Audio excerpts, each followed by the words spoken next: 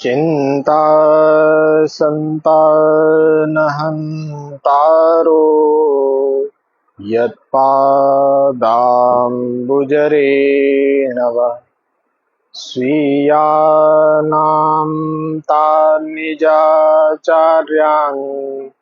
प्रणमामि मुहुर्मुहुः। यदनुग्रहतो जन्तु सर्वदुःखातिगो भवेत् तमहं सर्वदा वन्दे श्रीमद्वल्लभनन्दनम्। अज्ञानतिमिरान्धस्य ज्ञानाञ्जनशलाकया चक्षुरुन्मीलितं येन तस्मै श्रीगुरवे नमः। नमामि हृदये शेषे लीलाक्षीराब्धिशायिनम् लक्ष्मीसहस्रलीलाभिः सेव्यमानं कलानिधिम्। चतुर्भिश्च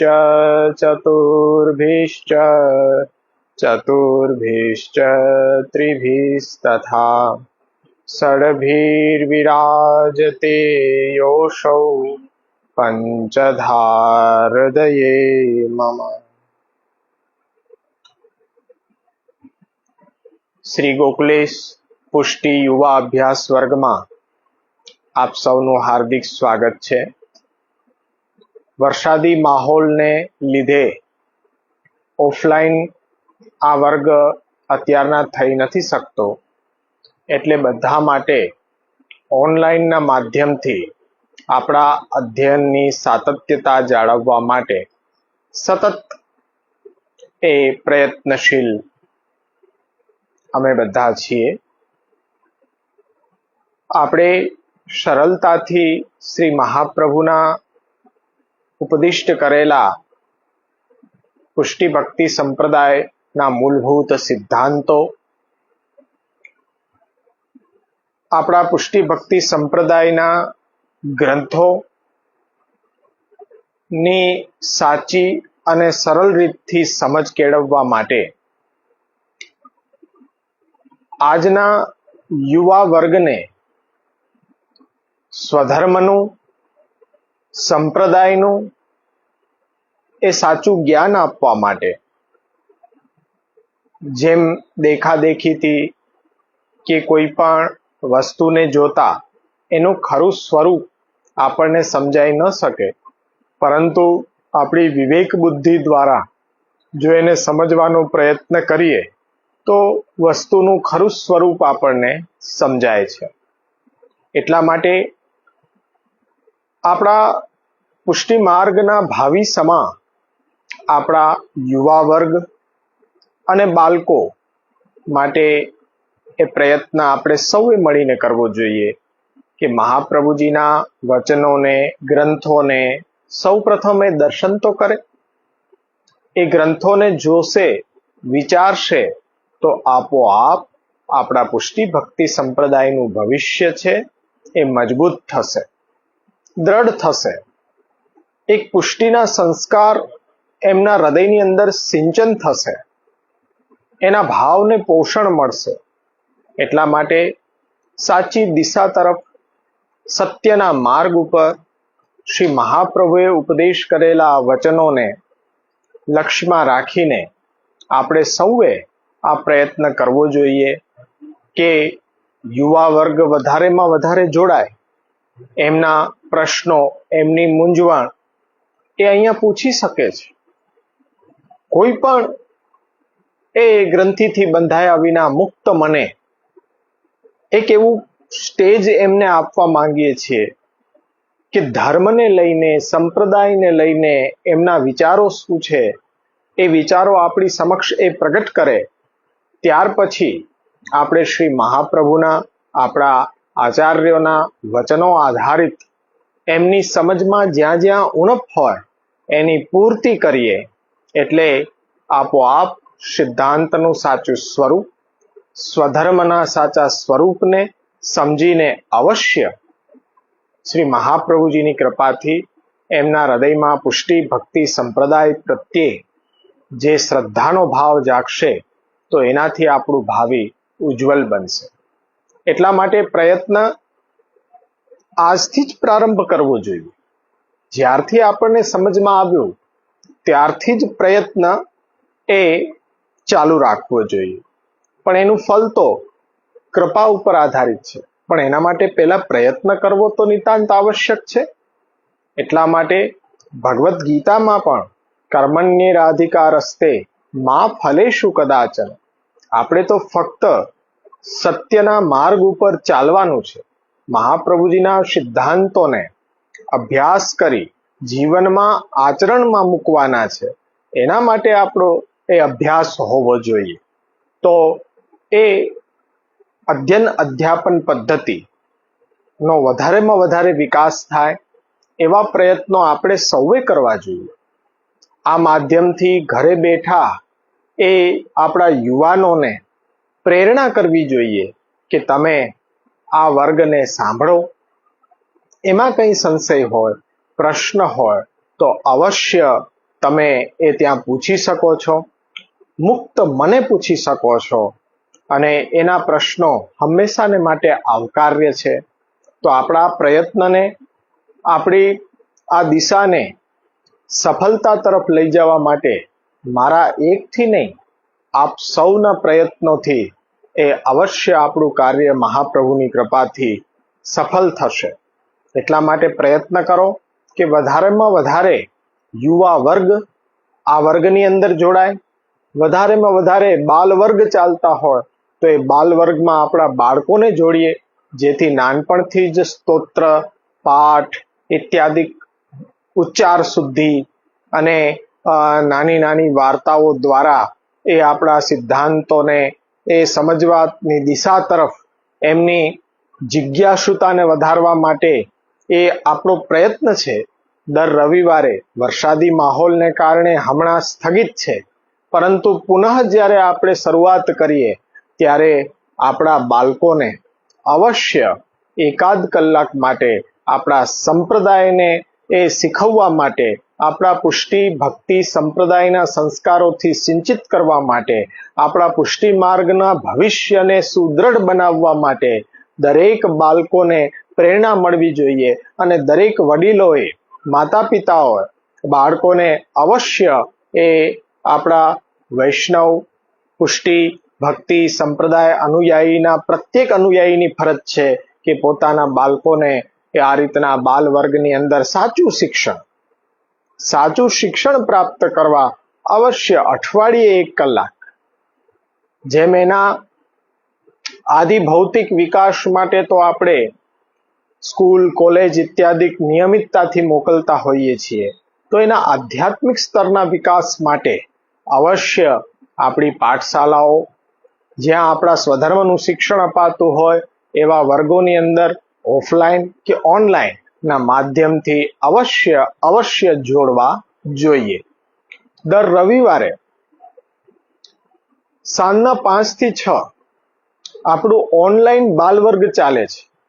અને મહાપ્રભુજીની કૃપાથી ભારત વર્ષના તો બાળકો જોઈન થાય જ છે, પરંતુ વિશ્વભરના બાળકો તેની અંદર જોઈન થઈને 5 વર્ષથી તેમાં શિક્ષણ લઈ રહ્યા છે.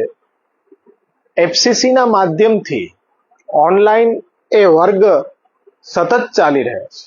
મહાપ્રભુજીની કૃપાથી આનંદ થાય છે કે જે દિવસે વર્ગ હું નથી લઈ શકતો એ દિવસે બાળકો ભેગા મળી અને આવર્તન કરે છે, અને કેટલું સુંદર આવર્તન કરે છે. એક વખત આપ સૌ એ વર્ગની અંદર પણ જોઈન થઈને બધા માટે એ આવકાર્ય છે. તો બાળકોની જિજ્ઞાસા કેટલી છે, એમની પ્રગતિ કેટલી છે, એના માટે કોઈ નૂતન સાહિત્ય એ આપણે બનાવવાની આવશ્યકતા નથી, આપણે બતાડવાની જરૂર નથી. માતા પિતા ખુદ અનુભવ કરે છે કે એમને કેટલું શિક્ષણ પ્રાપ્ત થયું, આ 5 વર્ષની અંદર એમની અંદર શું પરિવર્તન આવ્યું. ખરેખર એ મહાપ્રભુજીની કૃપા છે કે આપણો એ સાતત્યતા મહાપ્રભુજીની કૃપાથી જળવાઈ શકી, એટલે આજે એ વર્ગની સફળતા જોઈને હૃદયમાં આનંદ થાય છે કે નહીં, 10 બાળકો 15 બાળકો પણ જો તૈયાર થશે તો અવશ્ય આપણા પુષ્ટિ માર્ગનો એ વિકાસ સાચો વિકાસ છે. એક પણ યુવા વર્ગ આમાંથી એ કંઈક જ્ઞાન ગ્રહણ કરશે અને એના જીવનમાં પરિવર્તન આવશે તો પુષ્ટિ ભક્તિ સંપ્રદાયનો વિકાસ છે. મોટા મોટા મહેલો ચણવાથી, મોટા મોટા પ્રદર્શનો ગોઠવવાથી, મોટા મોટા પાયે બધા માનવ મહેરામણ એકત્રિત કરવાથી કોઈ દિવસ સંપ્રદાયનો ઉત્કર્ષ સાધી શકાતો નથી. સંપ્રદાયનો ઉત્કર્ષ અનુયાયીઓને સન્માર્ગ તરફ વાળી, એમના જીવનમાં પરિવર્તન લાવી અને એ સંપ્રદાયનો વિકાસ થઈ શકે છે. મારું માનવું તો એમ છે કે હજારોની સંખ્યામાં નહીં, એ કોઈ ગણતરીની સંખ્યામાં પણ નહીં, પણ એક અનુયાયી આપણા જીવનમાં આપણે એવો સુદૃઢ પુષ્ટિ ભક્તિ સંપ્રદાયના હૃદયમાં એ સ્થાપિત કરીએ, મહાપ્રભુજીની કૃપાથી પ્રયત્ન કરીએ અને કૃપાથી અવશ્ય એમને માર્ગના સિદ્ધાંતો જો એ હૃદયમાં સ્થિર થાય તો પુષ્ટિ ભક્તિ સંપ્રદાયની સાચી પ્રણાલિકા પ્રમાણે અનુસરણ કરતો થઈ જાય, આપણું જીવન એ સફળ છે. અન્યથા ગમે તે પ્રયત્ન કરો પણ જો કોઈ અનુયાયી સંપ્રદાયને સમજી ન શકે, સંપ્રદાયની સાધના પ્રણાલીને સમજી ન શકે તો એ ફલથી વંચિત રહેવાનો જ છે, રહેવાનો જ છે અને રહેવાનો જ છે. આપણો ઉદ્દેશ્ય આ છે. વારંવાર દરેક વર્ગની અંદર હું એ યાદ કરાવતો રહીશ કે આપણા બધાનો પ્રયત્ન હોવો જોઈએ કે નવ યુવકોને આમાં જોડો, યુવાનો માટેનો આપણે આ અભ્યાસ વર્ગ, ભલે વડીલો પણ જોઈન થાય પણ યુવા વર્ગને ખાસ એ સંભળાવો. આપણે એટલા સંકુચિત સમય 1 કલાકનો જ સમય લઈએ છીએ, એમાંથી 30 થી 40 મિનિટ જ અભ્યાસ કરીએ છીએ, કારણ કે વિચાર કરવામાં આવ્યો કે એક વ્યક્તિને કોઈ વિષય તરફ કોન્સન્ટ્રેટ કરવાનો સમય કેટલો હોઈ શકે, તો કે ઓછામાં ઓછી 30 મિનિટ. કોઈ પણ વિષયને 30 મિનિટ ધ્યાનપૂર્વક સાંભળી શકે, 30 મિનિટથી અધિક થતા એ વિચલિત થવા લાગે, એટલા માટે આપણે પહેલી 30 મિનિટ એ અભ્યાસ કરીએ અને પછી એ પ્રશ્ન કંઈ હોય તો એ પ્રશ્નનું સમાધાન આપીએ. ઓનલાઈન માધ્યમથી તો બહુ શક્ય નહીં થાય, ઓફલાઈન જ્યારે ચાલુ થશે, આ વર્ગ બે રીતે ચાલુ છે, ઓફલાઈનમાં પણ એ ચાલુ હોય ત્યારે ઓનલાઈન માધ્યમથી અમારા આ જુનાગઢ શહેરથી બહારના શહેરો અને વિશ્વભરના વૈષ્ણવો જોઈ શકે એટલા માટે ઓનલાઈન માધ્યમ પણ છે. પણ અત્યારના ઓફલાઈન માધ્યમ એ પરિસ્થિતિને કારણે શક્ય ન બનતા બધા જ ઓનલાઈનની અંદર છે. તો ચેટ બોક્સમાં આપ પ્રશ્ન મૂકી શકો છો, એ પ્રશ્નનું સમાધાન લેશો. આવો સિદ્ધાંત મુક્તાવલીમાં ગયા વખતે આપણે 8મો શ્લોક ભણ્યા હતા. એ 8મા શ્લોકમાં આપણે જોયું હતું, 7મો ને 8મો 2 શ્લોક આપણે ગયા વર્ગની અંદર અભ્યાસ કર્યા હતા. તત્રેવ દેવતા મૂર્તિ ભક્તયા દ્રશ્યતે ક્વચિત ગંગાયામ ચ વિશેષેણ પ્રવાહ ભેદ બુદ્ધયે પ્રત્યક્ષા ન સર્વેષામ પ્રાકામ્યમ સ્યાત તયા જલે વિહિતા ચ ફલા તદ્ધિ પ્રતિત્યાપી વિશિષ્યતે. ગંગાજીના દ્રષ્ટાંતથી આપણે ગંગાજીનું આદિ ભૌતિક સ્વરૂપ એટલે કે જે જલ પ્રવાહ આપણી નરી આંખે આપણે જોઈ શકીએ તે આદિ ભૌતિક સ્વરૂપ કહેવાય. તીર્થરૂપ જે તટ છે ગંગાજીનો, જે ગંગાજી ત્યાં અવિરત વહી રહ્યા છે, એ તટ ઉપર આપણે સ્નાન ધ્યાન પાન કરીએ તો જ ફલ આપણને પ્રાપ્ત થાય. તો એ ગંગાજીનો તટ છે એ આધ્યાત્મિક સ્વરૂપ છે. પરંતુ ગંગાજીના પ્રવાહ અને ગંગાજીનું આધિદૈવિક સ્વરૂપ કે જે દેવી રૂપા ગંગા છે, અને એ દેવી રૂપા ગંગા એટલે આપણે મહાભારતમાં જો વાંચન કરીએ તો ખ્યાલ આવે, ભીષ્મ પિતામહના માતા એ દેવી સ્વરૂપા ગંગા, ભગીરથ રાજાને દર્શન થયા એ દેવી સ્વરૂપા ગંગા. તો જે ભક્ત છે કે જે ગંગાજીના પ્રવાહને અને ગંગાજીના આધિદેવિક સ્વરૂપમાં ભેદ બુદ્ધિ નથી જેની, તેને ભક્તિની અતિરેક અવસ્થાની અંદર તે ગંગાજીના પ્રવાહમાં જ ગંગાજીના સ્વરૂપના દર્શન થાય છે. એટલે આપણે ત્યાં જોયું હતું પ્રત્યક્ષા ન સર્વેશામ, એટલે કે બધાના માટે પ્રત્યક્ષ નથી એ સ્વરૂપ, પણ ભક્ત વિશે એ પ્રત્યક્ષ છે. એનું કારણ શું છે? કેમ કે ભક્તની આંખની અંદર સ્નેહ હોય પ્રભુ પ્રત્યે, તો એ ભક્તની જે સ્નેહરૂપી આંખ છે, પ્રશ્ન એવો આવ્યો હતો કે આ ભક્તની જે સ્નેહરૂપી આંખ છે તો એ સ્નેહ કેવી રીતના પ્રાપ્ત થાય? તો એનો પ્રત્યુત્તર આ રીતના આપી શકાય કે નવધા ભક્તિનો જે પ્રકાર શાસ્ત્રમાં બતાડવામાં આવ્યો છે તેનું આવર્તન કરતા રહેવાથી, પ્રભુના ગુણગાન, પ્રભુના દિવ્ય લીલા ચરિત્રોનું સ્મરણ કીર્તન કરતા રહેવાથી પ્રભુ પ્રત્યે આવો સ્નેહ આપણને જ્યારે પ્રગટ થાય ત્યારે એ સ્નેહથી સ્વરૂપની એ અલૌકિકતા, સુંદરતા એ આપણને પ્રત્યક્ષ થાય. એટલે બધા માટે જેમ ગંગાજીનું આ દેવી રૂપ એ પ્રત્યક્ષ નથી, એનું કારણ શું છે કે બધાની આંખમાં સ્નેહ નથી. હૃદયમાં જો ભક્તિનો ભાવ હોય તો આપણા નેત્રોમાં એ પ્રેમની દ્રષ્ટિ આવી શકે. એટલે જેમની આંખમાં પ્રેમ નથી એના માટે તો એ વસ્તુનું સ્વરૂપ સાચું એની સામે પ્રગટ નથી થઈ શકતું. ઉદાહરણમાં આપણે જોયું હતું કે માતાને પોતાના બાળક પ્રત્યે હંમેશા સ્નેહની દ્રષ્ટિ હોય. બાળક પ્રત્યે જે હૃદયમાં ભાવ હોય એ આંખમાં છલકતો હોય.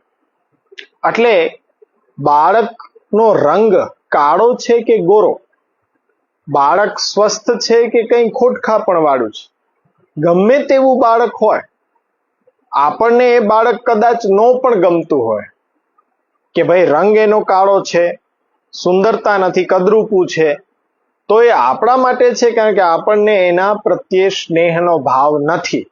પરંતુ જે એની માતા છે એને તો પોતાના પુત્રવત સ્નેહ છે, એને ક્યારે પણ એ કદરૂપું લાગતું નથી. આ દ્રષ્ટાંતથી આપણે સમજી શકીએ કે જે આપણા હૃદયમાં ભાવ હોય એ આપણી આંખની અંદર ઝલકે, એ સ્નેહભરી આંખથી એ પરમાત્મા કે દેવી સ્વરૂપા ગંગા જે આધિદેવિક સ્વરૂપ છે એ પ્રત્યક્ષ થઈ શકે, પણ બધાને પ્રત્યક્ષ થઈ શકતું નથી. હવે એમાં આ જ દ્રષ્ટાંતને આપણે જોઈએ કે જગતરૂપ જે બ્રહ્મ છે, તો એ બ્રહ્મમાં પરબ્રહ્મની મૂર્તિ બિરાજમાન છે. તો એને જોવા માટે ભક્તિની આંખ જોઈએ. ભક્તિ એટલે સ્નેહ, સ્નેહની દ્રષ્ટિ જોઈએ તો આ જગતમાં પણ પરબ્રહ્મના દર્શન એ તમને થઈ શકે છે. ધર્મનું, અર્થનું, કામનું કે મોક્ષનું જે પણ કંઈ હશે તે બધામાંથી જે સુંદરમાં સુંદર ફલ છે એ આપણી આંખથી આપણને દેખાઈ જશે જો પ્રેમ હશે તો. તેના માટે આપણે દ્રષ્ટાંત જોયું હતું કે મોટી હોસ્પિટલ હોય, એની અંદર પરિચારિકા નર્સ હોય તો એ બધા જ બાળકોની સેવા કરતી હોય. કદાચ બાળક અત્યારના પ્રીમેચ્યોર હોય તો એને પેટીમાં રાખવામાં આવે, નર્સ એને પહેલાથી જ સેવા કરતી હોય એટલે એને વધારે અંદાજ આવી જાય, કદાચ માતાથી પણ વધારે અંદાજ આવી જાય કે બાળક શા માટે રડી રહ્યું છે. પણ એ પોતાના કર્તવ્ય, પોતાના કર્મથી એ બાળકની સેવા કરે છે, પણ એને પ્રેમ તો માતા જેવો નથી.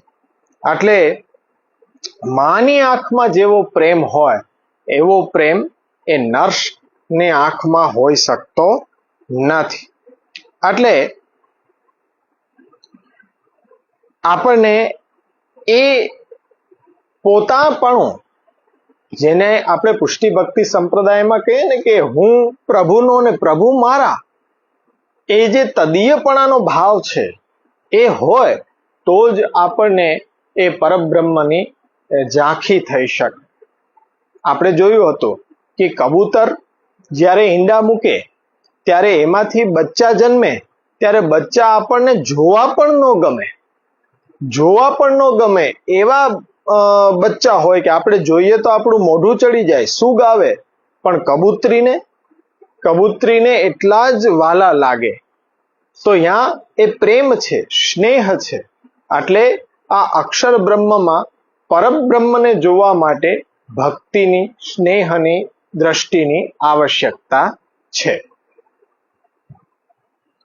તો એ વસ્તુ સમજીને આજે આપણે 9મા શ્લોક પર આવીએ. 9મા શ્લોકમાં જેવી રીતના આપણે આગળના શ્લોકની અંદર બે સ્વરૂપ ગંગાજીને વાત કરી કે એક તો આદિ ભૌતિક સ્વરૂપ જલ પ્રવાહ, ગંગાજીનું તટ છે ત્યાં તીર્થપણું છે તો એ તીર્થરૂપ ગંગાનું આધ્યાત્મિક સ્વરૂપ, અને ગંગાજીના પ્રવાહની અંદર જ બિરાજમાન દેવી સ્વરૂપા ગંગાજીનું સ્વરૂપ એ ગંગાજીનું આધિદૈવિક સ્વરૂપ.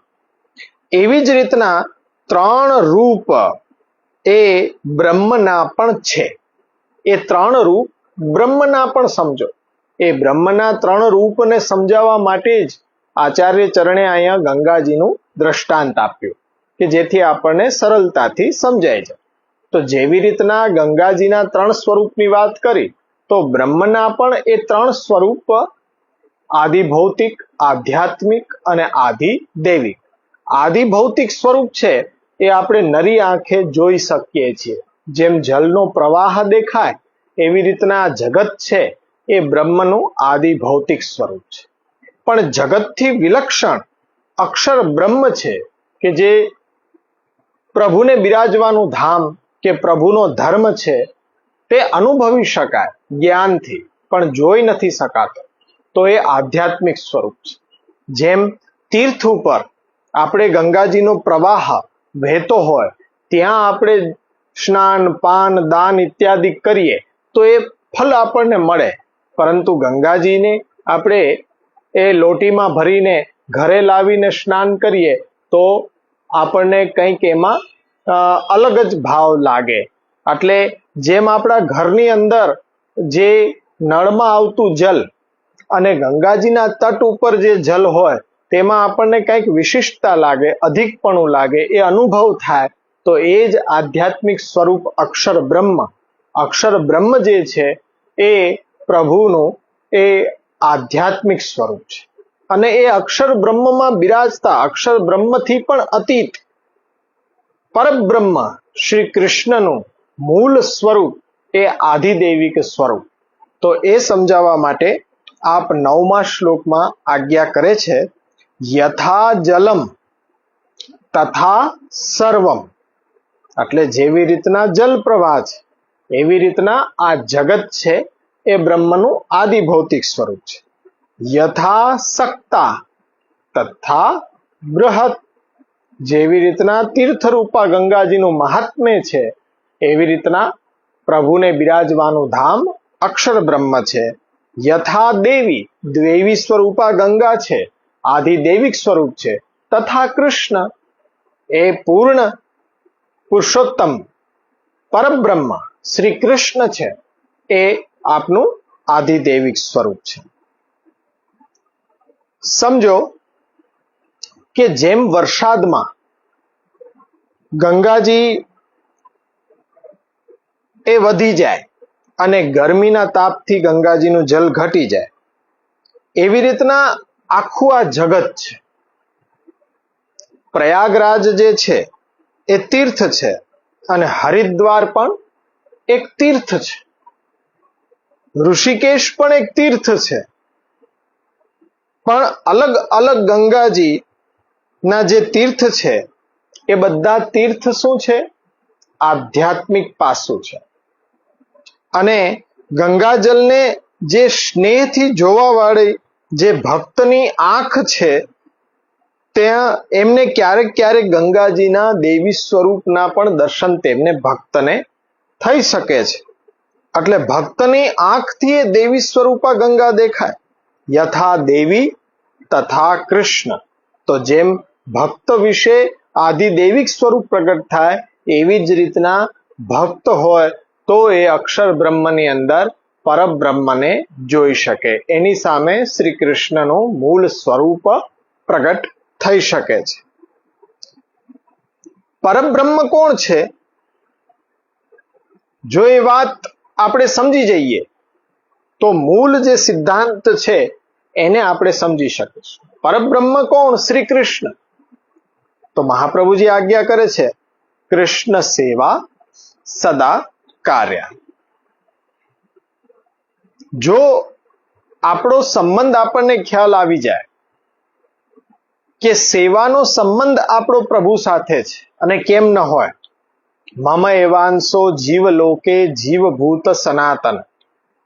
જેટલા પણ જીવાત્માઓ છે એ પ્રભુના અંશ છે. તો પ્રભુનો અંશ આપણે છીએ તો આપણા અંશી છે એ સાક્ષાત પ્રભુ છે. તો માતા પિતા હોય એની સંતતિ, તો સંતતિની પહેલી ફરજ છે માતા પિતાની સેવા કરવી. એમ આપણે પરબ્રહ્મ શ્રી કૃષ્ણના સંતાનો છીએ તો આપણી સૌ પ્રથમ ફરજ છે, કર્તવ્ય છે કૃષ્ણની સેવા. જો આપણો સંબંધ એમની સાથેનો ખ્યાલ આવી જાય તો સેવા આપણાથી નભી શકે, અને જો સંબંધ જ આપણને સમજમાં ન આવે તો આપણે સેવાથી દૂર થઈ શકીએ, સેવા ન નભી શકે.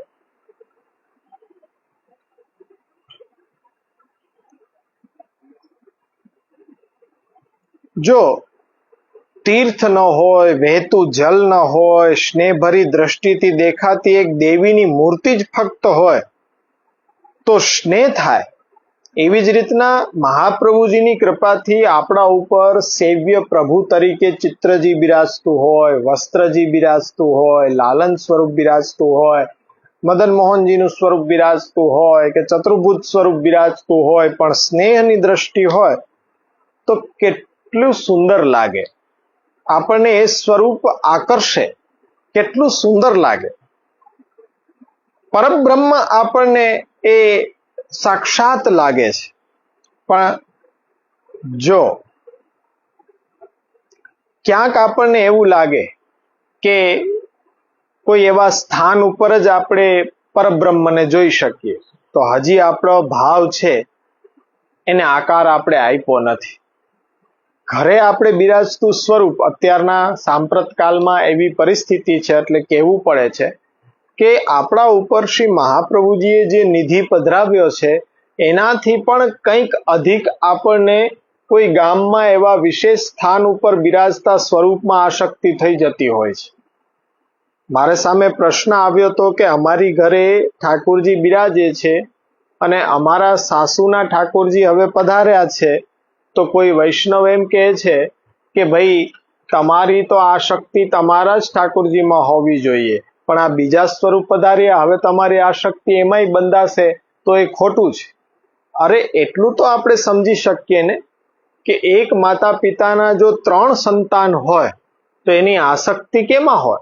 ત્રણેયમાં બરોબર હશે. તો સ્વરૂપ એક બિરાજતું હોય કે 2 બિરાજતા હોય, આસક્તિ તો આપણી સમાન જ હોવાની.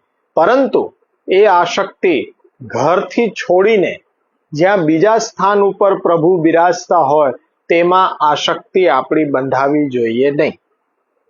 લૌકિક દ્રષ્ટિથી પણ આપણે જેની સાથે રહેવા માટે કમિટમેન્ટ આપી દીધું છે, લગ્ન કર્યા છે, તો એની સાથે જ આપણે રહેવું જોઈએ, એમાં જ આપણો ભાવ બંધાવવો જોઈએ. પણ જો એ ભાવ ત્યાં નહીં ને ક્યાંક બીજી જગ્યાએ બંધાઈ જાય તો આ ભક્તિ માર્ગમાં તો આ રીત છે. એટલા માટે અમે કહીએ છીએ કે દર્શનો માટે ભીડ લગાડવી એ પુષ્ટિ માર્ગ નથી, પરંતુ આપણા ઘરે બિરાજતા સેવ્ય પ્રભુના દર્શન તમે કરો. એટલા માટે જ બિરાજે છે કે ત્યાં કોઈ માયાનો ટેરો આવી શકતો નથી. જ્યાં દર્શનો થતા હશે ત્યાં તો સમય હશે ચોક્કસ, પણ પ્રભુએ એવી કૃપા કરી આપણા ઉપર કે આપણા ઘરે જ બિરાજી ગયા કે તમે અષ્ટયામ સવારથી સાંજ સુધી દર્શન કરતા રહો. જ્યાં સુધી તમને તૃપ્તિ ન થાય તો એ આપણી ઈચ્છા નથી. એટલા માટે અહીંયા કહેવાની તાત્પર્ય એ છે કે જે સ્નેહ હોય તો જ પરબ્રહ્મનું સ્વરૂપ આપણને પ્રગટ આપણા માથે બિરાજતા સ્વરૂપમાં દર્શન થઈ શકે. જો એ દર્શન ક્યાંક ઘરને છોડીને આપણા ઠાકોરજીને છોડીને અન્ય માં ઠાકોરજીમાં થઈ રહ્યા છે તો આપણા માટે કંઈક એમાં ફરક પડી રહ્યો છે કે આપણો સ્નેહ છે એ આપણા પ્રભુમાં નથી પણ આપણા પ્રભુથી છોડીને ક્યાંક બીજે વધારે છે. તો હંમેશા એ સંબંધ છે એ સંબંધ નથી, એ તૂટી જશે. આપણા પ્રભુ સાથેનો સંબંધ તૂટી જશે. એ વસ્તુ ખ્યાલમાં રાખજો. એટલે દર્શન કરવા છે તો આપણા સેવ્ય પ્રભુના, એ ઘરે બિરાજતા પ્રભુના પુષ્ટિ માર્ગમાં તો આ જ રીત છે. પુષ્ટિ માર્ગનો સિદ્ધાંત આ છે કે જે આપણા મસ્તક ઉપર બિરાજતા પ્રભુના જ દર્શન, એમની જ સેવા કરવાનો આગ્રહ સેવવો જોઈએ. પરંતુ આપણા ઘરની સેવા છોડીને અન્ય ક્યાંય જગ્યાએ સેવાનો ભાવ, દર્શનનો ભાવ કરવો તો ખરેખર પુષ્ટિ માર્ગ છે જ નહીં. એટલે અહીંયા જો ઠાકોરજીને નિરખવા હોય તો એના માટે સ્નેહ જોઈએ, એ ભક્તિ ભાવ જોઈએ. તો એ ભક્તિ ભાવ આપણને એ શ્રી મહાપ્રભુજીની કૃપાથી, એ અત્યારના સમયની અંદર ગ્રંથ અધ્યયન કરવાથી, શ્રીમદ ભાગવતનું અધ્યયન કરવાથી, 16 ગ્રંથનું અધ્યયન કરવાથી, મહાપ્રભુજી ઉપદેશેલા ગ્રંથોનું અધ્યયન કરવાથી એવો ભાવ, એવો સ્નેહ, એવી દ્રઢતા કે બસ આ કેમ આપણે લૌકિકમાં જોઈએ કે કેટલી બધી મોટી સંખ્યામાંથી આપણે કોઈ એકનું વરણ કરીએ અને 7 જન્મ સુધી એની સાથે રહેવા માટે કમિટમેન્ટ આપી દઈએ. આવું કેમ? એ ભક્તિ, એ સ્નેહ. આપણા પ્રભુને આપણે વરણ કર્યા અને પોતાની સેવા માટે પ્રભુએ આટલા કરોડોમાંથી આપણું વરણ કર્યું. એ જ કમિટમેન્ટ એકબીજાને આપીને આપણી ઘરે પ્રભુ પધરાવ્યા અને સેવા કરી. એ જ સાચું પુષ્ટિ માર્ગ અને એ જ સાચો ભક્તિ માર્ગ અને એ જ સાચું આપણું ભક્તિ માર્ગીય જીવન. એને છોડીને ક્યાંય પણ સર્વદા સર્વભાવેન ભજનીયો વ્રજાધીપ સ્વસ્યાય મેવ ધર્મો હિ નાન્ય ક્વાપી કદાચ. ચતુશ્લોકી ગ્રંથ ભણશો ત્યારે એમાં આપણા પ્રભુની સેવા સિવાય કોઈ પણ કર્તવ્ય આપણું બનતું જ નથી. બીજા બધા કર્તવ્ય ગૌણ છે. કૃષ્ણ સેવા સદાકાર્ય. તો યથા જલમ તથા સર્વમ, યથા સક્તા તથા બૃહત, યથા દેવી તથા કૃષ્ણ તત્રાપેત તદિહોચ્ય તે. એટલે અહીંયા એ વસ્તુ આપણે જોઈ કે જેમ ગંગાજીના 3 સ્વરૂપ છે એમ બ્રહ્મના પણ 3 સ્વરૂપ છે કે જેવી રીતના જલ રૂપા એવી રીતના સર્વમ સ્યાદ. આ જગત છે, અક્ષર બ્રહ્મ જે જગત રૂપે પરિણમ્યો છે, આદિ ભૌતિક સ્વરૂપ છે. જગતથી કંઈક અલગ પ્રભુના ધામ કે પ્રભુના ધર્મ રૂપ અક્ષર બ્રહ્મ છે, એ આધ્યાત્મિક સ્વરૂપ છે. અને અક્ષરાતીત પુરુષોત્તમ પરબ્રહ્મ શ્રી કૃષ્ણ એ આધિદૈવિક સ્વરૂપ છે. એ આપણને આ 9મા શ્લોકમાં જાણવા મળ્યું. હવે 10મો શ્લોક આપણે લઈ રહ્યા છે. જગતુ ત્રિવિધમ પ્રોક્તમ બ્રહ્મ વિષ્ણુ શિવાસ્તત દેવતા રૂપવત પ્રોક્તા બ્રહ્મણિત્થમ હરિર્મત. એટલે અહીંયા જગત છે એ 3 પ્રકારનું છે. કંઈક ઉત્પન્ન થઈ રહ્યું છે અને ઉત્પન્ન થયેલાનું પાલન થઈ રહ્યું છે અને કંઈક નાશ પણ થઈ રહ્યું છે. એટલા માટે જગત 3 પ્રકારનું બતાડવામાં આવ્યું. એવી રીતના જેવી રીતના ગંગાજીનું જલ છે એ વરસાદની ઋતુ ચાલતી હોય ત્યારે વધી જાય પણ ગરમીમાં એનો સંકોચ થાય. એવી જ રીતના જગત રૂપ બ્રહ્મ છે તો એનો આવિર્ભાવ થાય. આવિર્ભાવ એટલે પ્રગટ થવું. ક્યાંક છુપાયેલું છે બ્રહ્મની અંદર ત્યાંથી પ્રગટ થયો. એ આવિર્ભાવ થયેલાની પાછી સ્થિતિ થાય, એનું પોષણ પણ થાય, અને પાછો એ જ જગતને જ્યારે પરમાત્મા પ્રલય કરે, રમણની ઈચ્છા પૂર્ણ થતા પોતાનામાં લય કરે, એટલે એને છુપાવી દે, એટલે તિરોભાવ. મહાપ્રભુજીના વિચારની અંદર ઉત્પત્તિ અને નાશ નહીં, પ્રગટ થવું પછી નાશ થવું એવું નહીં. મહાપ્રભુજીના વિચારની અંદર આવિર્ભાવ અને તિરોભાવ છે. એ કોઈક વસ્તુ છુપાઈ જાય તો એ તિરોભાવ છે, પણ એ પ્રગટ થઈ જાય તો આવિર્ભાવ છે. એવી રીતના જગતની પણ આ પ્રક્રિયા સતત ચાલતી રહે છે. એટલે જગત 3 પ્રકારનું છે: ઉત્પત્તિ, સ્થિતિ અને લય. એટલા માટે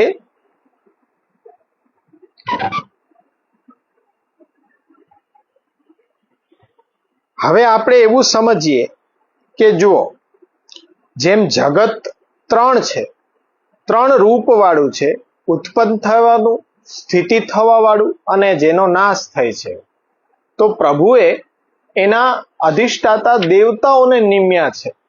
બ્રહ્મા તો એ જગતનું સર્જન કરે, વિષ્ણુ તો કે એ જગતનું પોષણ કરે, અને શિવજી તો કે જે જગતનો લય કરે.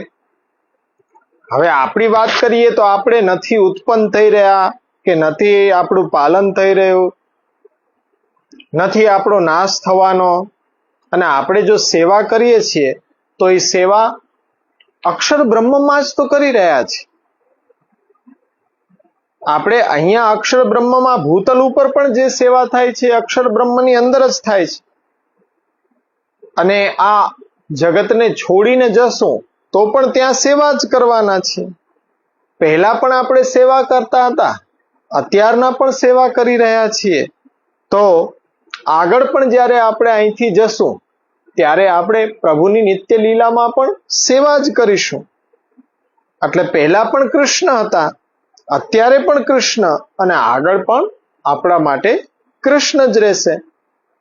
તો એ વાતને અહીંયા મહાપ્રભુજીએ સમજાવવા માટે બ્રહ્મણિત્થમ હરિર્મતઃ, બ્રહ્મણિત્થમ હરિર્મતઃ એટલે બ્રહ્મમાં શ્રી કૃષ્ણની બુદ્ધિ તમે રાખો, બ્રહ્મમાં શ્રી કૃષ્ણને તમે જુઓ, શ્રી કૃષ્ણને માનો. કેમ એવું? કે આપણા માટે આપણી નથી ઉત્પત્તિ, કારણ કે આપણે પહેલા પ્રભુની નિત્ય લીલામાં હતા, ત્યાંથી પ્રભુની ઈચ્છાથી ભૂતલ ઉપર પ્રગટ્યા, અને પાછા ભૂતલ ઉપરથી નિત્ય લીલામાં જ જવાના છીએ. ત્યાં પણ આપણે સેવા કરી રહ્યા હતા, ભૂતલ ઉપર પણ અવતરિત થઈને સેવા કરી રહ્યા છીએ, અહીંથી છોડીને પણ પાછા સેવા જ કરવાના છે. ત્યારે પણ આપણી પાસે કૃષ્ણ જ હતા, ભૂતલમાં પણ મહાપ્રભુજીની કૃપા એવી છે કે કૃષ્ણ છે, અને અહીંથી છોડીને જાશું તો પણ કૃષ્ણને જ પ્રાપ્ત કરીશું. તો એ વસ્તુને સમજાવવા માટે મહાપ્રભુજી અહીંયા બ્રહ્મણિત્થમ હરિર્મતઃ, આપણી બુદ્ધિ એ પ્રભુ શ્રી કૃષ્ણમાં રાખો. બ્રહ્મ એ પ્રભુ શ્રી કૃષ્ણ જ છે. શ્રી કૃષ્ણના અલગ અલગ મૂડ્સ છે. બ્રહ્મ, પરમાત્મા, ભગવાન, આ એના સ્વભાવ છે, આ એના અલગ અલગ પાસાઓ છે, પણ તત્વ એક જ છે, શ્રી કૃષ્ણ.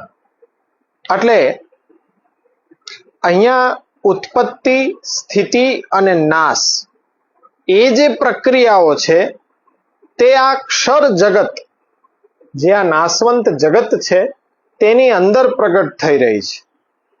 આપણી સેવા, આપણા સેવ્ય, આપણા સેવક પણ આમાં કોઈ ક્ષતિ આવવાની નથી. એ વસ્તુ તમે નિશ્ચિત કરીને રાખો. આપણે અક્ષર બ્રહ્મમાં જ સ્થિત છીએ, કારણ કે બૃહત અક્ષર બ્રહ્મ તો બધે છે. આપણે અક્ષર બ્રહ્મની અંદર જ સ્થિત થઈને સેવા કરીએ છીએ, અને આપણે સેવાની અંદર કોઈ ખલેલ આવવાની નથી. જ્યારે ક્ષર બ્રહ્મમાં આ જગત જે નાશવંત છે એ ક્ષર બ્રહ્મના સ્વરૂપમાં જો આપણે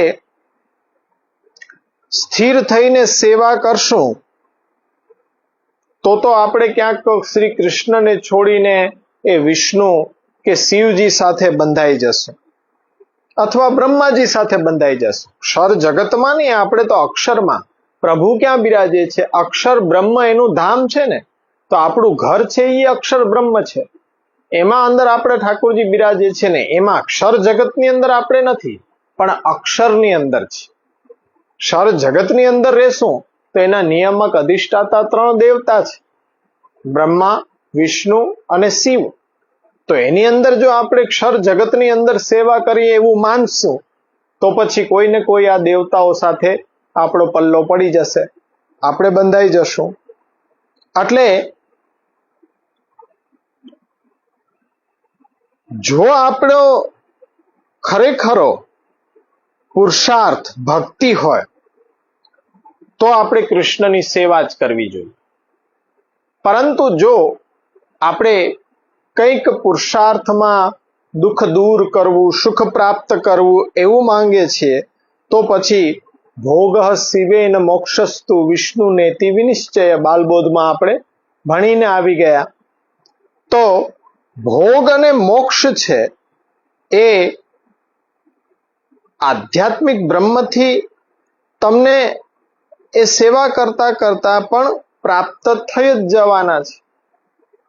સેવાનું અવાંતર ફલ સ્વરૂપ બતાડે છે. તત સંસાર દુઃખસ્ય નિવૃત્તિર બ્રહ્મ બોધનમ. તે તો અક્ષર બ્રહ્મમાં પણ તમને આધ્યાત્મિક સ્વરૂપથી પણ મળી જશે. એટલે મર્યાદા માર્ગ વિધિના તથા બ્રહ્માપી બુદ્ધ્યતા. પણ તો આપણને આ બધા ચક્કરમાં ફસાવું નથી, પરંતુ પંચમ પુરુષાર્થ રૂપ ભક્તિ જોઈએ છીએ. એ પંચમ પુરુષાર્થ રૂપ ભક્તિ ની અપેક્ષા છે તો પછી આપણી સેવા, આપણા સેવ્ય અને આપણા દાસપણાની વચ્ચે કોઈ જ નહીં આવી શકે. નિશ્ચિંત થઈને આપણે અક્ષર બ્રહ્મમાં સ્થિત છીએ એવી ભાવના કરીને સેવા કરતા રહેવી જોઈએ. પરંતુ શરત એટલી છે કે જો આપણે અક્ષર બ્રહ્મમાં કૃષ્ણને જોઈ શકીએ તો. જો અક્ષર બ્રહ્મમાં કૃષ્ણને ન જોઈ શક્યા તો પછી પાછા બ્રહ્મા, વિષ્ણુ અને શિવ છે એના કોઈ વિભાગની અંદર આપણે એના વિષય બનીને રહી જશું, કૃષ્ણના નહીં બની શકીએ, કહેવાનું તાત્પર્ય છે. એટલે અક્ષર બ્રહ્મમાં પ્રભુ શ્રી હરિ કૃષ્ણની બ્રહ્મણિત્થમ હરિર્મત એવી બુદ્ધિ રાખીને મહાત્મ્ય જ્ઞાન પૂર્વસ્તુ સુદ્રઢ સર્વતો અધિક સ્નેહ. જો એ જ્ઞાન ભરી દ્રષ્ટિ આપણે ઉત્પન્ન કરી લીધી તો પછી બધી વાત પૂર્ણ થઈ ગઈ. ઉત્પત્તિ, સ્થિતિ, નાશ, આ જગતની અંદર ક્ષર જગતની અંદર ચાલતી એક પ્રક્રિયાઓ છે એનાથી આપણે ઉપર આવી ગયા. સેવા કરવા માટે આપણે પ્રગટ થયા. સેવા એ જ આપણું જીવન છે અને સેવા કરતા કરતા જ મૃત્યુ છે અને મૃત્યુ પછી પણ કૃષ્ણની સેવા છે. અને જગતનું ત્રિવિધપણું આપણને કોઈ જાતનો એ બંધન નહીં કરી શકે. એટલે અહીંયા મહાપ્રભુજી એ વાતનો ઉપસંહાર કરી દઈ રહ્યા છે. એટલે આ 10મા શ્લોકમાં આપણે એ સમજ્યા કે ગંગાજીના દ્રષ્ટાંતથી આપણે એવું સિદ્ધ કરીને જોયું કે તીર્થરૂપની ઉપાસનાથી જે ફલ થાય છે એ ફલ જલરૂપની ઉપાસનાથી નથી થતું. તેવી રીતના અક્ષર બ્રહ્મની ઉપાસનાથી જે ફલ થાય એ જગતની ઉપાસના કરવાથી ફલ ન મળે. ગંગાજીના દ્રષ્ટાંતથી એ સિદ્ધ મહાપ્રભુએ કર્યું કે જલરૂપા, તીર્થરૂપા માત્ર નિયામકપણો જેવી રીતના દેવી રૂપા ગંગાજી છે, પરંતુ એ ભક્તોને પોતાનાથી ફલ દેવાપણું એ સિદ્ધ નથી કરતા, પણ એ ફલ તો શ્રી કૃષ્ણથી જ અપાઈ રહ્યું છે. અને ત્યાં આપણને પ્રશ્ન થાય તો પછી ગંગાજીના સેવનનો જેમ ભક્તને સ્વયં ફલ દેવા રૂપપણું ત્યાં ગંગાજીનું નથી, કૃષ્ણ જ ફલ આપે છે, તો પછી સેવાનો ત્યાં ઉપદેશ શા માટે કરો છો? તો એ વાતને અહીંયા મહાપ્રભુજી 11મા શ્લોકમાં કામચારસ્તુ લોકેસ્મિન બ્રહ્માદિભ્યો ન ચાન્યથા પરમાનંદ રૂપે તુ કૃષ્ણે સ્વાત્મની નિશ્ચય. પેલા 10મા શ્લોક ને તમે બરોબર સમજી લો. જગતુ ત્રિવિધમ પ્રોક્તમ, 3 પ્રકારનું જગત, કારણ કે જગતનો પ્રગટ થવું, એનું સ્થિત થવું અને પછી એનો લય થવો, એટલા માટે જગત 3 પ્રકારનું છે. તો આ ત્રણેય પ્રક્રિયાઓના અધિષ્ઠાતા દેવતા ભગવાન દ્વારા નિમવામાં આવ્યા છે, બ્રહ્મા, વિષ્ણુ અને શિવ. બ્રહ્મ વિષ્ણુ શિવાસ્તત દેવતા રૂપવત પ્રોક્તા બ્રહ્મણિથમ હરિર્મતઃ.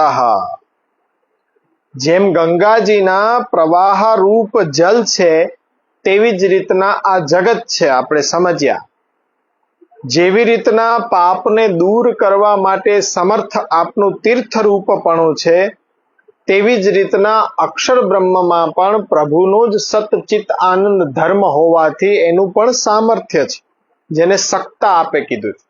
યથા જલમ તથા સર્વમ યથા સત્તા તથા બૃહત. સત્તા એટલે મહાત્મ્ય. તો તીર્થરૂપા ગંગાજીનું આધ્યાત્મિક મહાત્મ્ય આધ્યાત્મિક સ્વરૂપનું છે, એવી રીતના અક્ષર બ્રહ્મનું પણ કંઈક વિલક્ષણતા છે, સામર્થ્ય છે, પ્રભુના જ ધર્મથી એ અવસ્થિત થયેલો છે. તો એ સામર્થ્ય આધ્યાત્મિક બ્રહ્મનું સ્વરૂપ અક્ષર બ્રહ્મ છે. અને મૂર્તિમાન ગંગાજી દેવી છે, એવી રીતના સ્વરૂપ શ્રી કૃષ્ણનું છે, એ આદિદૈવિક સ્વરૂપ છે. ગંગાજીનું દર્શન જેમને થયું છે તેમને એ પ્રવાહિત જલ છે એ જ સ્થાન ગંગાજીનું છે એવું જ્ઞાન થાય.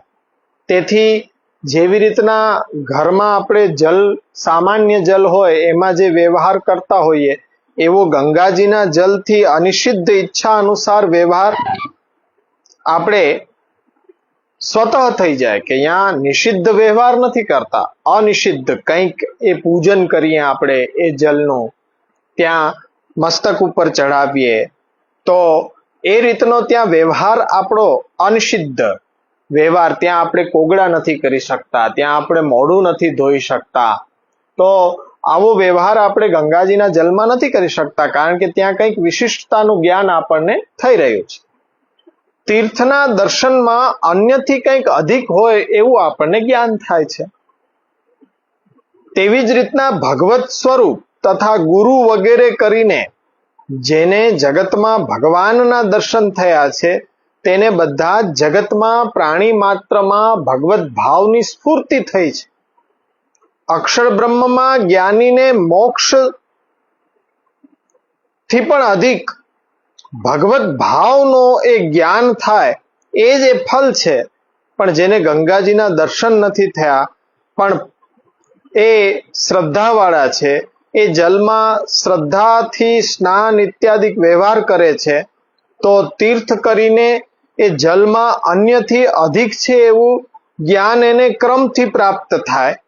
તો આ જ પ્રકારે જગતમાં ભગવાનના દર્શન જેમને હજી નથી થયા, તો એ શ્રદ્ધાવાળા છે, પરંતુ ભગવાનના સ્વરૂપ વગેરેમાં શ્રદ્ધાપૂર્વક સેવાનો વ્યવહાર પણ નિભાવ કરે છે. તો જ્ઞાનીઓને મોક્ષથી અધિકપણું અક્ષર બ્રહ્મમાં ભગવાનનું ધામપણું એવું પરોક્ષ જ્ઞાન થાય. તેમાં આધિદૈવિકના દ્રષ્ટાંતના વિચારમાં પણ આ જ સિદ્ધાંત સમજાવ્યો છે કે જગત તો ત્રિગુણાત્મક છે, કેમ કે 3 સ્વભાવવાળું પ્રગટ થયું છે. તેથી અક્ષર બ્રહ્મના અંશરૂપ બ્રહ્મા, વિષ્ણુ, શિવ, આ ત્રણેય 3 ગુણના નિયામક ભગવાને બનાવ્યા છે. તો કુર્મ પુરાણ ઇત્યાદિકમાં તેનું આધિદૈવિક રૂપ પણ કહ્યું છે, પરંતુ ભગવાનથી જ આધિદૈવિક જેવા એને પ્રગટ કર્યા, તેથી ભગવાન એક જ આ બધા કાર્યના નિયામક છે. તો ત્રિગુણાત્મક જગતના નિયામક જેમ ત્રિગુણાભિમાની બ્રહ્માદિક એ ત્રણેય ભગવાને પ્રગટ કર્યા છે, તેવી રીતના અક્ષર બ્રહ્મના નિયામક પણ ભગવાન જ છે, એ અહીંયા નિશ્ચિત થાય છે.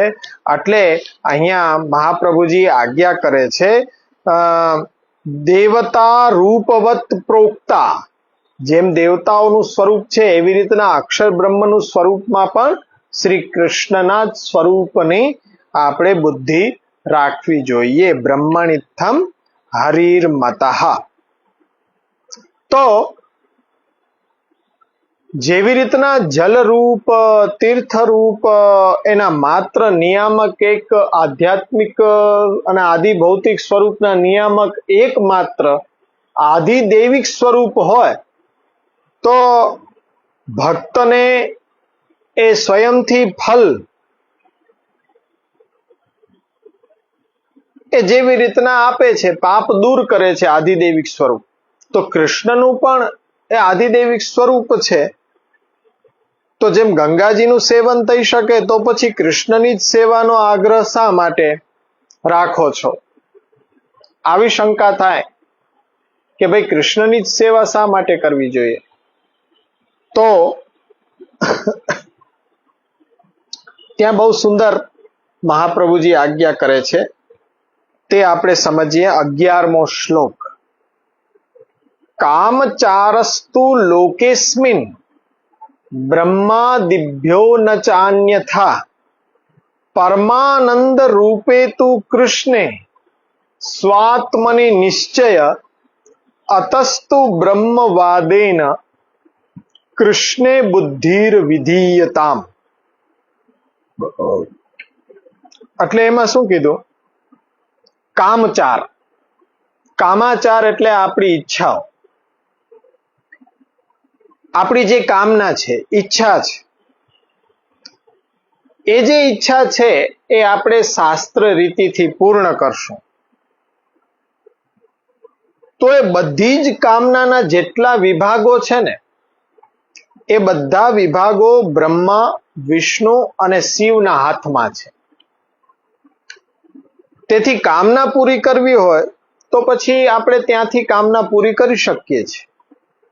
બાલબોધ ગ્રંથની અંદર આપણે જોયું કે ભોગ જોતો હોય તો શિવજી પાસેથી સરળતાથી પ્રાપ્ત થાય, મોક્ષ જોતો હોય તો વિષ્ણુ પાસેથી પ્રાપ્ત થાય. તો પછી કૃષ્ણ સેવામાં પડવાની આવશ્યકતા નથી. કંઈક કામના છે, કૃષ્ણ સેવાના અધિકારી નથી. જ્યારે નિષ્કામ થશું ત્યારે કૃષ્ણ સેવાના અધિકારી બનશું. આ વસ્તુ પણ આપણને ખ્યાલ આવી જાય. કૃષ્ણ સેવાનો અધિકારી કોણ? જેને કૃષ્ણ સિવાય અન્ય કોઈ કામના છે જ નહીં, એ કૃષ્ણ સેવાનો ખરો અધિકારી. એટલે જ મહાપ્રભુજીએ રૂપ સનાતન જે ચૈતન્ય સંપ્રદાય ના ગુરુ શ્રી વલ્લભાચાર્યજીના સમકાલીન આચાર્ય ચૈતન્ય મહાપ્રભુ હતા, એમના શિષ્ય રૂપ સનાતન જ્યારે મહાપ્રભુજીને મળ્યા ત્યારે એમણે પ્રશ્ન કર્યો મહાપ્રભુજીને કે આપનો માર્ગ પુષ્ટિ સંપ્રદાય છે, તો આપના સેવક આટલા દુબળા પાતળા કેમ છે? ત્યારે મહાપ્રભુજીએ બહુ સારગર્ભિત ઉપદેશ આપ્યો કે ભાઈ, અમે તો આ સેવકોને ખૂબ ખીજાણા કે તમારા માટે આ માર્ગ નથી, છતાં પણ તે લોકો ન માન્યા અને માર્ગમાં આવી ગયા, તો હવે એનું ફલ ભોગવી રહ્યા છે. રૂપ સનાતન કંઈ સમજ્યા નહીં, પણ એમણે આ વાત જઈને પોતાના ગુરુ ચૈતન્ય મહાપ્રભુને કીધું. ત્યારે ચૈતન્ય મહાપ્રભુ એ સાર સમજી ગયા અને મૂર્છા આવી ગઈ એમને કે આટલો દિવ્ય માર્ગ કે જેમાં કૃષ્ણનું વિયોગનું જે દુઃખ છે, એ વિરહ છે, એ ફલરૂપ છે. તો કૃષ્ણના વિરહમાં, કૃષ્ણના એ તાપમાં સતત એનો અનુભવ કરતા રહેવું એટલો વિલક્ષણ માર્ગ છે કે કૃષ્ણ સિવાય ભગવાન એવ હિ ફલમ, બીજું કંઈ એ આકાંક્ષા એની છે જ નહીં, બીજા કોઈ પણ તત્વની આકાંક્ષા છે નહીં, બીજા કોઈ તત્વની ઈચ્છા છે નહીં, ફક્ત કૃષ્ણ. તો આટલો દિવ્ય આ સંપ્રદાય છે ને એના આપણે અનુયાયી છીએ. આ તો આપણા હાથમાં ટકેસેર ભાજી, ટકાસેર ખાજા, જેમ આપણને એ દીક્ષાઓ મળી ગઈ છે, અધિકારી અનધિકારી, પણ જો દીક્ષાઓ મળી ગઈ છે તો ભલે મળી, પણ હવે આટલો સર્વોત્તમ સંપ્રદાય હાથમાં આવ્યો તો આજનો લાવો લીજીએ રે. પ્રયત્ન તો કરી જોઈએ, શા માટે આપણે એ લક્ષ્ય ન સાધી શકીએ? મહાપ્રભુજી જેવા ગુરુ આપણા પથદર્શક છે, સરળતાથી લક્ષ્ય સાધી શકાશે. તો જ્યાં સુધી તમને કોઈ કામના છે તો એ કામના આ ત્રિવિધ દેવતાઓથી જ પૂર્ણ થઈ જશે. એના માટે કૃષ્ણની સેવામાં એ જોડાવાની આવશ્યકતા નથી. આપણે કૃષ્ણ સાથે જોડાયેલા છીએ તો એ બધી ઈચ્છા છોડી દેવી જોઈએ કે હવે આપણી ઈચ્છા કેમ પૂરી થશે. આપણા આત્માના માટે તો નિત્ય નિરવધિ, જેની કોઈ અવધિ નથી એવા નિરઅવધિ આનંદ રૂપ શ્રી કૃષ્ણમાં જ બધા મનોરથો ઈચ્છાઓની પૂર્તિઓ હોય છે. મહાપ્રભુજી ચતુર્શ્લોકીમાં આજ્ઞા કરે છે ને કે યદિ શ્રી ગોકુલાધીશો હૃદય સર્વાત્મનામ હૃદય તત કિમ પરમ બ્રૂહી લૌકિકે વૈદિકે રપી. આવા કૃષ્ણને વ્રજાધીપને તમે હૃદયમાં પધરાવી લીધા, હવે તમને મેળવવાનું શેષ શું બાકી રહી ગયો? એવી જ રીતના કૃષ્ણમાં જ આપણા બધા મનોરથોની સમાપ્તિ થઈ જાય છે.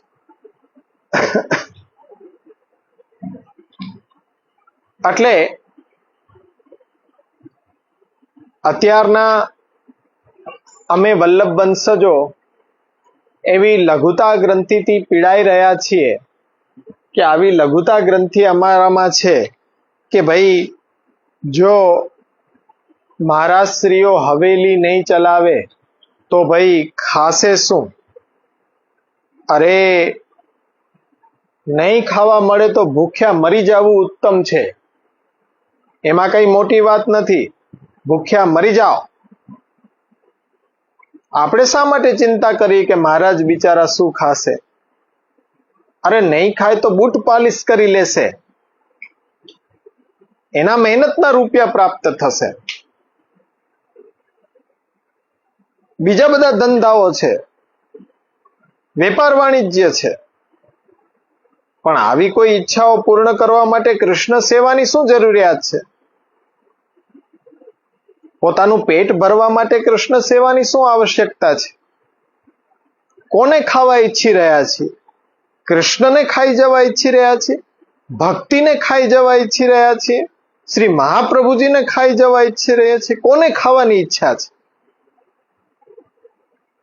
કારણ કે વૈષ્ણવો એટલી બધી ચિંતા કરતા હોય કે શ્રી ઠાકોરજીના નામ ઉપર પૈસા ન લે તો મહારાજ બિચારા ખાશે શું? અરે કોને ખાઈ જશે? પેલા એ તો નિશ્ચિત કરો, પેલા એ વાતનો ખુલાસો કરો. અતસ્તુ બ્રહ્મવાદેન કૃષ્ણે બુદ્ધિર વિધીયતામ. બ્રહ્મવાદને સમજો, કામવાદને ન સમજો. કૃષ્ણ સેવા કરવામાં કામવાદ કામ નહીં આવે, બ્રહ્મવાદ કામ આવશે. આંખ ખોલીને, કાન ખોલીને સાંભળી લો.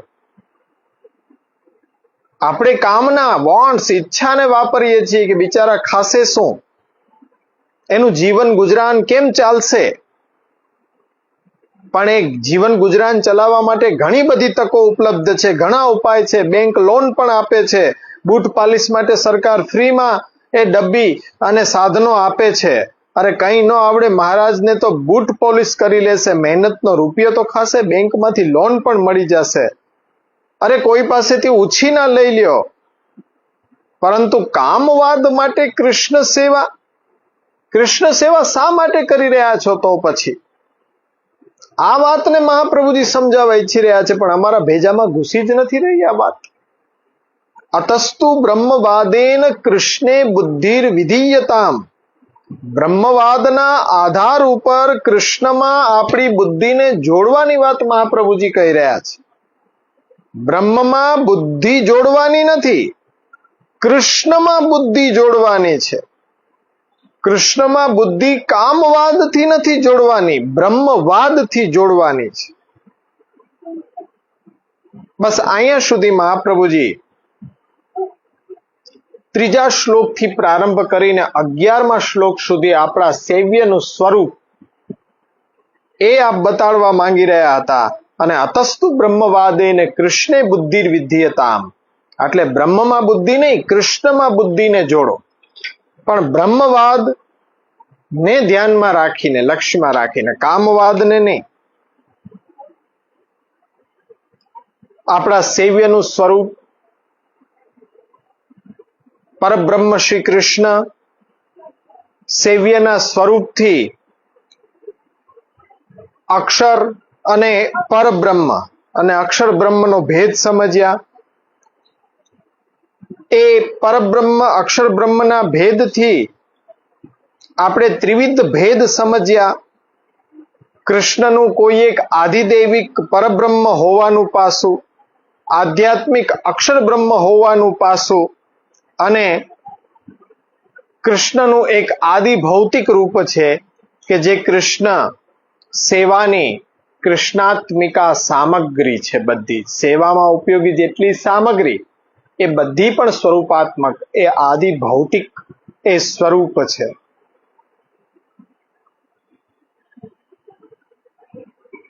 તો અતસ્તુ બ્રહ્મવાદેન કૃષ્ણે બુદ્ધિર વિધ્યતામ. આપણે વ્રજમાં જઈએ છીએ, જુઓ, અને વ્રજમાં જઈને જ્યારે યમુનાજી વર્ષા ઋતુમાં બિરાજતા હોય, હાલમાં તો ત્યાં પ્રદૂષણ છે, પણ વરસાદ ખૂબ વરસે ત્યારે એ જ્યારે હથની કુંડમાંથી પાટિયા ખોલવામાં આવે ત્યારે યમુનાજી પધારે. આપણે જલમાંથી લોટીજી ભરીને જ એ ઘાટને સાફ કરીએ, પછી ઘાટ ઉપર તિલક કરીએ અને વિચારીએ કે હવે શ્રી યમુનાજી ઘાટ ઉપર પ્રગટ થઈ ગયા.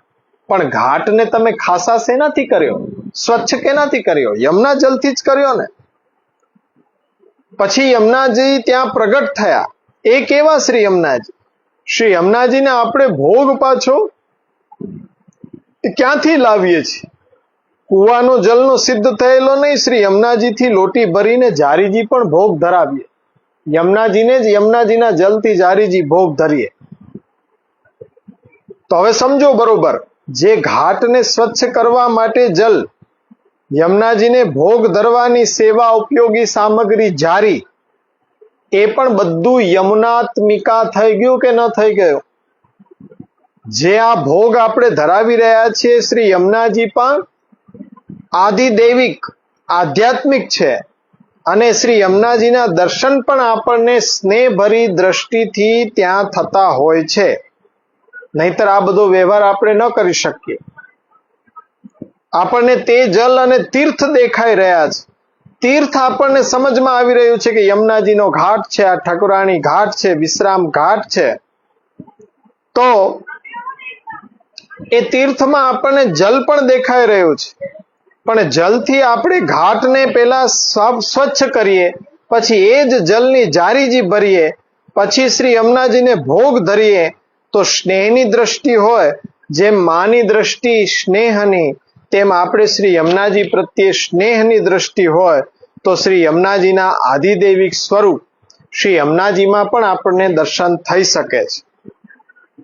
તો એ જ રીતના પરબ્રહ્મ તુ કૃષ્ણો હિ સચ્ચિદાનંદકમ બૃહત. આપણે સેવામાં જે સામગ્રી બધી વાપરી રહ્યા છીએ, બધી જ સામગ્રી બ્રહ્માત્મિકા, કૃષ્ણાત્મિકા સેવાની એક સામગ્રી છીએ. આપણે સ્વયં પણ, તો આપણે પણ કૃષ્ણાત્મક, આપણે પણ કૃષ્ણાત્મક છીએ. સેવામાં ખંડપાઠ, જારી, બંટા, ખીલોના, આ બધા સામગ્રી વગેરે બધું આવી રહ્યું છે, કૃષ્ણાત્મિકા છે. અને જ્યાં આપણે પુષ્ટ કરીને જે અક્ષર બ્રહ્મમાં પ્રગટ કરી રહ્યા છીએ, તે અક્ષર બ્રહ્મ પણ કૃષ્ણાત્મક છે. અને જે શ્રી કૃષ્ણ જે આખા વાતાવરણમાં આપણે સેવીએ છીએ, તો એ સ્વયં શ્રી કૃષ્ણ છે. પરંતુ તે ક્યારે દેખાશે? કે જ્યારે ભક્તિ હશે, જ્યારે ભાવ હશે, જ્યારે સ્નેહ હશે, ત્યારે એ આપણે સ્વરૂપને જોઈ શકીએ છીએ. તો અહીંયા આપણે આ ત્રીજા શ્લોકથી 11મા શ્લોક જે ચાર્ટ આપણે ગ્રુપમાં મૂક્યો છે, એ ચાર્ટમાં આપણે પ્રથમ 2 શ્લોકની અંદર સેવાનું સ્વરૂપ, સેવાની સાધન સ્વરૂપ, સેવાનું ફલ સ્વરૂપ, સેવાનું અવાંતર ફલ અવસ્થાનું સ્વરૂપ. ત્રીજા શ્લોકથી 11મા શ્લોક સુધી આપણે સેવ્યના સ્વરૂપની વાત કરી હતી. એ સેવ્યના સ્વરૂપમાં અક્ષર બ્રહ્મના બે રૂપ, એક જગત અને જગતથી વિલક્ષણ પરબ્રહ્મ શ્રી કૃષ્ણ સચ્ચિદાનંદ સ્વરૂપ, અને વચ્ચે જે સકલ અવતાર અવતારી નારાયણને એમાંથી જે અંશ કલા આવેશા અવતાર થાય છે એ પ્રભુનું સ્વરૂપ. તો એ સ્વરૂપોને આપણે આ શ્લોકોની અંદર સમજ્યા. હવે સેવકના સ્વરૂપને શ્રી મહાપ્રભુજી સમજાવશે કે જે આપણે આવતા વખતે એ જોવાની શરૂઆત કરીશું. આટલામાં કોઈને પણ પ્રશ્ન હોય તો એ મૂકી શકે છે.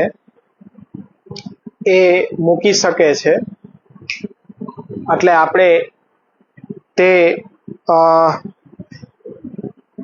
ચેટ બોક્સની અંદર કોઈ પ્રશ્ન આવ્યા હોય તો આપણે એ પણ જોઈ લઈએ. ચેટ બોક્સની અંદર કોઈ પ્રશ્ન કોઈએ મૂક્યા હોય, કદાચ આવ્યો હોય, તો એ ચેટ બોક્સમાં પ્રશ્ન એ પૂછી શકો છો. 3 થી 11 શ્લોકની વચ્ચે આપણા સેવ્યના સ્વરૂપને શ્રી મહાપ્રભુજીએ સમજાવ્યું તે આપણે સમજ્યા. હવે સેવા કરતા સેવકના સ્વરૂપને આપણે સમજીશું. આજે આપણે વર્ગને અહીંયા જ સમાપ્ત કરીએ આશ્રયનું પદગાન કરીને. દ્રઢયિના ચરણ કેરો ભરોસો, દ્રઢયિના ચરણ કેરો. શ્રી વલ્લભ નખ ચંદ્ર છટા બિના સબ જુગ માજ અંધેરો. ભરોસો દ્રઢયિન ચરણ કેરો. સાધન યોર નહીં આકલી મેં જાસુ હોત નિબેરો.